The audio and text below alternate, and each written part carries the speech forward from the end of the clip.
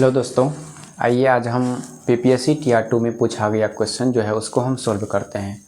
किस प्रकार से बीपीएससी टीआर 2 में क्वेश्चन पूछा गया था, इसी प्रकार बीपीएससी टीआर 3 में भी क्वेश्चन पूछ सकता है।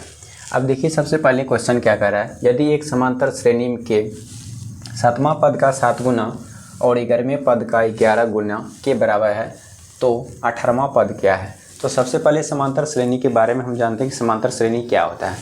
समांतर श्रेणी देखिएगा, हमेशा याद रखिएगा, फर्स्ट में क्या होगा, जैसे योग पूछता है, यहाँ कहता है 11वां पद है तो एक होता है क्या, टी एन बराबर A plus N minus 1 into D होता है। तो टी एन को हम दो पद से सूचित करते हैं, अंतिम पद ए को बोलते हैं प्रथम पद, ठीक है। उसके बाद एन को बोलते हैं पदों की संख्या। उसके बाद डी को बोलते हैं दो पदों का अंतर, दो पदों के बीच का अंतर। ये हो गया मेरा टीएन के लिए। टीएन में एक चीज़ और होता है, याद रखिएगा, एक होता है जैसे हम टीएन से वैल्यू निकालते हैं, इसी में आ जाता है क्या, एक एसएन बराबर सूत्र होता है n/2 2a plus n minus 1 into D. तो इसमें भी सेम वही होता है, एसएन को बोलते हैं क्या, योग होता है, ठीक है। और n का मान तो समझ भी करते हैं, पदों की संख्या होता है। उसके बाद d का मान तो जानबे करते हैं, दो पदों का बीच का अंतर होता है, दो पदों के बीच का अंतर। ये हो गया आपका। उसके बाद हमेशा a का मान तो जानबे करते हैं, प्रथम पद होता है, प्रथम पद। ये चीज़ निकल गया। अब n का एक सूत्र और होता है, याद रखिएगा, एसएन बराबर एक फार्मूला और होता है n/2 a प्लस एल, ठीक है। एल जो होता है वो अंतिम पद होता है, अंतिम पद। याद रखिएगा, एल को भी हम अंतिम पद बोलते हैं और टीएन को भी हम अंतिम पद बोलते हैं। इसलिए टीएन का एक दूसरा फार्मूला होता है जिसको बोलते हैं एनवां पद बराबर सूत्र होता है एल माइनस ए बटे डी और प्लस क्या होता है, 1 होता है। अब इसमें हमेशा दिमाग में ये रखना है कि एल जो होता है क्या होता है, अंतिम पद होता है, और ए जो होता है प्रथम पद होता है, और डी जो होता है सर्व अंतर होता है। सर्व अंतर कहिए या दो पदों के बीच का अंतर कीजिए, या समांतर श्रेणी जब भी हमेशा आएगा तो हमेशा याद रखिएगा, अंतर जिसका समान होगा वो समांतर श्रेणी कहलाएगा और जिसका भागफल समान होगा वो हमेशा गुणोत्तर श्रेणी कहलाएगा, ठीक है। आगे हम देखते हैं सवाल क्या कहता है। यदि एक समांतर श्रेणी में 7वां पद का 7 गुना, अब 7वां पद का 7 गुना, देखिए इसको मिटाने के बाद हम बनाते हैं।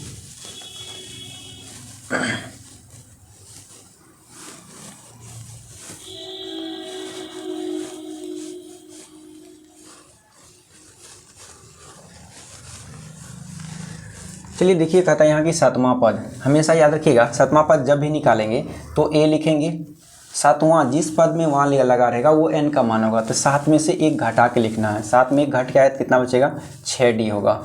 इसका कितना गुना कहता है, तो 7 गुना कहता है। फिर इसी के बराबर कहता है 11वें पद, यानी कि a प्लस 11 में एक कम हो जाएगा तो 10d हो जाएगा, का कितना गुना, 11वां गुना। तो अब ये हो गया, दोनों आपस में क्या कहता है, बराबर है। तो इससे हम क्या कर सकते हैं, ए और डी का मान निकाल सकते हैं। गुना करेंगे 7a 42d बराबर 11a प्लस 110d बन जाएगा। अब ये दोनों घट जाएगा, 11a में 7a जाएगा तो ये हमेशा क्या होगा, -4a। इधर अगर हम लेके चल जाते हैं, इधर घट जाएगा तो ये बन जाएगा कितना, अब इधर माइनस है तो याद रखेंगे हमेशा सीधा क्या, कि -a बराबर हो जाएगा कितना, तो 17d। यहाँ से a का मान कह सकते हैं कि a का मान हमेशा ने कुछ तो 17 है, तो d का मान क्या कह सकते हैं, -1 है। ये चीज़ हो गया मेरा। अब जब हम a का मान 17 निकाल लिए, d का मान -1 निकाल लिए, अब कहता है कौन सा पद चाहिए हमको, 18वां पद। तो 18वां पद निकालने के लिए सबसे पहले हम क्या करेंगे कि 18वां के लिए a plus n minus 1 into D होता है। तो a का मान कितना निकल गया, 17 निकल गया। तो यहाँ a की जगह पे 17 प्लस n का मान 18 से 1 कम होगा, 17 एक घटा के ही हम लिख दिए 17। अब इसमें -1 तो -1, तो ये हो गया 17 माइनस 17, तो ये कट के कितना आ गया 0। अब याद रखिएगा हमेशा, अगर कोई पूछ दिया जाएगा कि यदि समांतर श्रेणी में 7वां पद का 7 गुना और 11वां पद का 11 गुना हो तो 18वां पद क्या होगा, तो 18वां पद क्या होगा, वो 0 हो जाएगा। इसका आंसर इस रूप में हो जाएगा। चलिए अगला क्वेश्चन हम क्वेश्चन नंबर 2 देखते हैं। क्वेश्चन नंबर 2 क्या कह रहा है, साइन बटे 1 plus cos A plus 1 plus cos A बटे साइन ए। इसमें सबसे पहले हमेशा वैल्यू किसका निकालेंगे, तो याद रखिएगा अगर इस तरह का क्वेश्चन अगर आ जाए तो नीचे वाला का एलसीएम हो जाता है। अगर नीचे वाला का एलसीएम लेंगे तो ये क्या कर लेगा 1 प्लस कॉस ए इंटू क्या होगा साइन ए। अब याद रखिएगा साइन ए से sign A 1 plus cos A और 1 प्लस कॉस ए कटेगा, साइन बचेगा तो ये दोनों गुना हो जाएगा, तो ऊपर होगा साइन स्क्वायर ए प्लस ये दोनों गुना होगा तो 1 प्लस कॉस ए का होल स्क्वायर हो जाएगा। अब इसका होल स्क्वायर करेंगे तो ये हो जाएगा मेरा कितना, देखिएगा sine square A plus 1 plus cos square A plus 2 cos A. अब बटे हो जाएगा 1 plus cos A into sine ए। अब ये दोनों का मान 1 होता है, साइन स्क्वायर ए प्लस कॉस स्क्वायर ए का मान 1 होता है और ये 1 हो गया, तो ये दोनों का मान 1 1 2 हो गया, तो 2 प्लस 2 कॉस ए बटे 1 प्लस कॉस ए इंटू हो गया साइन ए।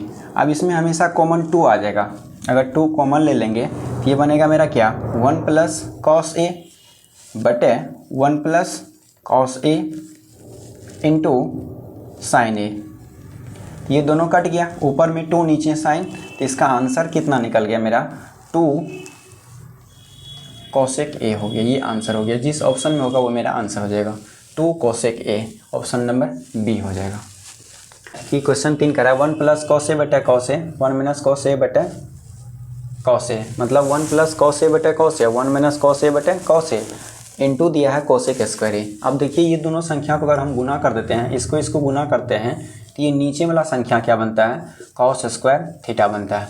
ये बनता है ए स्क्वायर माइनस बी स्क्वायर का, तो ये बनेगा 1 माइनस कॉस स्क्वायर थीटा, ठीक है। इंटू यहाँ पे है मेरा cosec square theta, cosec square theta. अब कोसेक स्क्वायर थीटा को हम यहाँ डायरेक्ट वैल्यू ले सकते हैं कि कोसेक स्क्वायर थीटा का वैल्यू क्या होता है 1 बटे sine square theta, sine square theta. 1 minus cos square theta का वैल्यू होता है sine square theta, sine square theta बटे कॉस स्क्वायर थीटा और गुना 1 बटे साइन स्क्वायर थीटा। ये दोनों कट गया तो ऊपर 1 नीचे कॉस, तो बच गया क्या सेक स्क्वायर थीटा। जिस ऑप्शन में होगा उसका आंसर हो जाएगा कितना नंबर, तो सी नंबर आंसर हो जाएगा क्वेश्चन नंबर 3 का। अब क्वेश्चन नंबर 4 क्या कर रहा है, क्वेश्चन 4 कर रहा है कि फर्स्ट क्वेश्चन जो बनाए समांतर श्रेणी का सेम उसी प्रकार है। कहता है कि श्रेणी में √2 प्लस √8 प्लस √18 प्लस √32 के n पदों तक। अब n पद तक का जब भी मान निकालेंगे तो सबसे पहले यहाँ कह सकते हैं क्या कि इसको हमको पता करना है कि सच में ये समांतर श्रेणी है या नहीं है। और समांतर श्रेणी पहचानने का एक तरीका होता है कि सभी संख्या का अंतर जो होना चाहिए वो समान होना चाहिए। जैसे मान लेते हैं प्रथम पद ए का मान √2 होगा, अगर डी का मान ये रूट 8 को तोड़ेंगे तो ये 2√2 दिखेगा, इसको तोड़ेंगे तो ये 3√2 दिखेगा, इसलिए दोनों के बीच का अंतर भी जो क्या होगा √2 ही होगा। पद की संख्या क्या है, पदों की संख्या, कहता है कि पदों की संख्या क्या है तो वो n ही है। ऐसे निकालेंगे, Sn का फार्मूला होता है n/2 2a plus n-1 into D. ये आपका फार्मूला भी जस्ट लिखा है Sn का, इसी पे हम बना सकते हैं, ठीक है। अगर नहीं तो एक चीज़ हम कह सकते हैं कि योग का फार्मूला एक और होता है n पदों का योग, n इंटू n प्लस 1/2 ये होता है n पदों का योग। अगर n पद का योग हम इस तरह से अगर कर लेते हैं तो याद रखेंगे जहाँ बटे में 2 है तब आंसर ये सी नहीं दे देना है, क्योंकि हमेशा जो होता है √d है, लेकिन ये लेके नहीं चलना है, नहीं तो मिस्टेक हो जाएगा। यहाँ से अगर हम मान पुट कर लेते हैं तो ये का मान n का मान n ही रहेगा, n/2 होगा, 2 गुना a का मान √2 होगा, फिर प्लस n-1 इंटू क्या होगा √2 हो जाएगा। इसका वैल्यू निकालेंगे 10/2, ये 2√2 प्लस इसको निकालेंगे तो √2n होगा -√2, ये दोनों घट जाएगा तो बन जाएगा मेरा क्या कि n/2 ये बनेगा कि √2 प्लस, ये तो सीधा ये लिख सकते हैं कि √2n प्लस √2।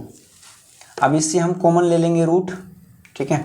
अगर रूट कॉमन लेके बटे कर n√2/2 n+1, ठीक है। ये √2 को हमेशा नीचे के लिया है तो अंश का परिवर्तन कर दिया है, तो ये हमेशा क्या हो जाएगा n/√2 n+1, किस ऑप्शन का आंसर नंबर 1 में हो जाएगा। Question number